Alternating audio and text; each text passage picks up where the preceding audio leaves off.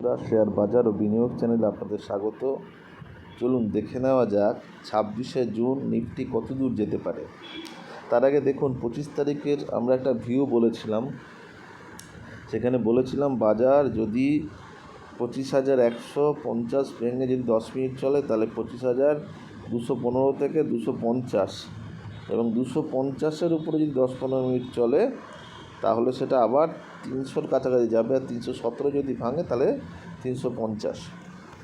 দেখুন বাজার অনেকটা গ্যাপ আপ খুলেছিল এবং 215-র উপরে, এই 153-র উপরে যখন চলেছে তারপরে দেখুন এখানে বহুক্ষণ আমাদের যে লেভেলে যে রেসিস্ট্যান্স লেভেলটা ছিল সেখানে বহুক্ষণ ধরে আটকেছে। আটকানোর পরে প্রায় 2-3 ঘন্টা চলার পরে ব্রেক দেওয়ার পরে পরের লেভেলে গিয়ে আটকালো, মানে হচ্ছে 215 থেকে 250-এর মধ্যে, এবং ওই লেভেলের মধ্যেই বন্ধ হয়েছে।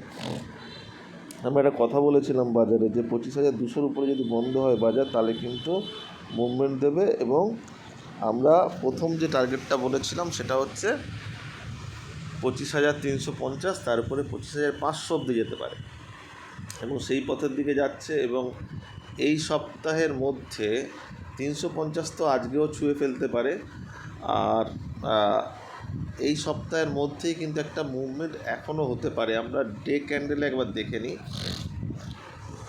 দেখুন ডে ক্যান্ডেলে একটা ইনসাইড ক্যান্ডেল হয়েছে, আবার মানে এই ক্যান্ডেলটা ইনসাইড ক্যান্ডেল হয়েছে। এরপরে কিন্তু যদি 312-র উপরে চলে বা বন্ধ হয়, সবচেয়ে ভালো যদি বন্ধ হয় তাহলে কিন্তু 24,600 অবধি যেতে পারে। একটা বুল কিন্তু এবার আবার একটা শুরু হতে পারে, মানে একটা দৌড় শুরু হতে পারে। যে দৌড়টা পেন্ডিং ছিল যুদ্ধের জন্য, যেটা থেমে গেছিলো, সেটা কিন্তু আবার আরম্ভ হতে পারে।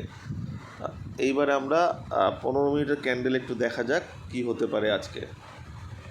দেখুন প্রথমত যেটা বলার সেটা হচ্ছে একটা গ্যাপ আপ হয়েছে, গ্যাপ ফিল আপ করা উচিত ছিল, এই জায়গাটার কথা বলছি আমি, সেটা হয়নি। তবু অসুবিধা নেই, কারণ এর আগে ট্রেড হয়ে গেছে। আজকে একটা আউটসাইড চান্স আছে এই জায়গাটা একবার নিচে এসে ফিল আপ করার।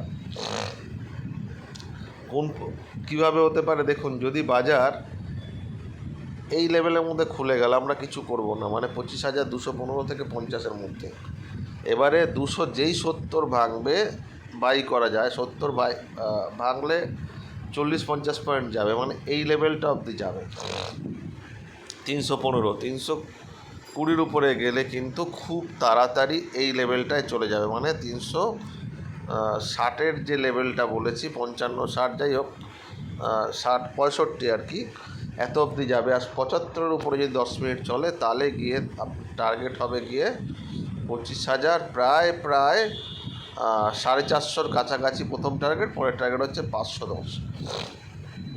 এই হচ্ছে ব্যাপার। আর দ্বিতীয়ত যেটা বলার সেটা হচ্ছে যদি বাজার এই জায়গায় খুলে গিয়ে থাকতে পারলো না, কিংবা উপরে গিয়েও 317 ভাঙতে পারলো না, তাহলে কিন্তু বাজার আবার এই জায়গায় চলে আসবে, মানে 25,250। আর 25,210 যদি ভেঙে যায়, উপর থেকে নেমে 210 ভাঙে, তাহলে এই জায়গাটায় কিন্তু বাজার দাঁড়িয়ে যেতে পারে। মানে ধরুন কালকে এটা হয়েছে বারবার করে, 210 ভেঙেছে, কিন্তু 10-এ বারবার করে ধাক্কা খাচ্ছিল, যেখানে 210 ভাঙলে হচ্ছে প্রথম টার্গেট হবে 180, 180 থেকে 150, আর 140 যদি ভাঙে তাহলে কিন্তু আবার করে বাজার প্রায় 100 পয়েন্ট নিচে 25,050 থেকে 60-এর এই লেভেলটায় চলে আসতে পারে।